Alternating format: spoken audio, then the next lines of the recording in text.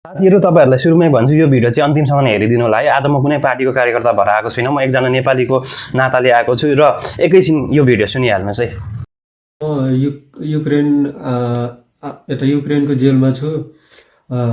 म त्यहाँ गएर भरतपुरको रेणु दिदीलाई भेटेर प्रधानमन्त्रीसँग कुरा छिटो गर्नु अनि मलाई छुटाउनु न, छिटो भन्दा छिटो मलाई छुटाउनु है बुबा।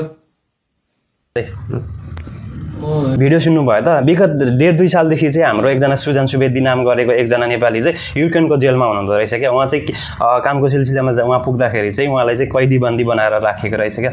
र तपाईहरुलाई म फेरि पनि रिक्वेस्ट गर्न चाहे है, यो हाम्रो सुजन सुवेदीलाई चाहिँ अर्को विपिन जोशी नबनाऊँ है। तपाईँ हामीले अर्को विपिन जोशीको लिस्टमा नथपौँ हामीले। त्यही भएर चाहिँ तपाईहरुले यदि भिडियो बनाउन सक्नुहुन्छ भने भिडियो बनाउनुहोस्, भिडियो बनाउन सक्नुहुन्न भने उहाँको फोटो सेयर गरेर अपलोड गरेर भए पनि साथ र सहयोग गर्नु होला है। उहाँको एकजना भाइ हुनुहुन्छ, उहाँको भाइले पनि बहुत धेरै सङ्घर्ष गरिराख्नु भएको छ, लडिराख्नु भएको छ। उहाँको भाइले नै रिक्वेस्ट गरेर चाहिँ एउटा भिडियो बनाइदिनुहोस् भनेर मैले पनि भिडियो बनाएको हो हैन।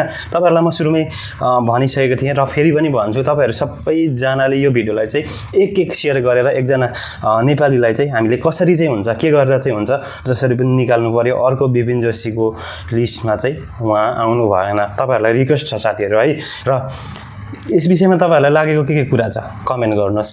र उहाँले चाहिँ भरतपुर नगरपालिकाको मेयर रेणु दाहालको नाम पनि लिनु भएको रहेछ। यदि तपाईँ भरतपुरबाट हुनुहुन्छ भने चाहिँ यो भिडियोलाई चाहिँ लगेर हाम्रो मेयर साहब हैन रेणु दाहाललाई पनि देखाइदिनु होला भनेर तपाईहरुलाई अनुरोध गरे। र यति सानो काम तपाईहरुले गरिदिनु होला है। भिडियो जति सक्नुहुन्छ त्यति धेरै शेयर गर्नुहोस् है, त्यति धेरै शेयर गर्नुहोस्। एकजना नेपालीको लागि तपाईहरु सबैजनाले एउटा एक शेयर गरिदिनु होला है।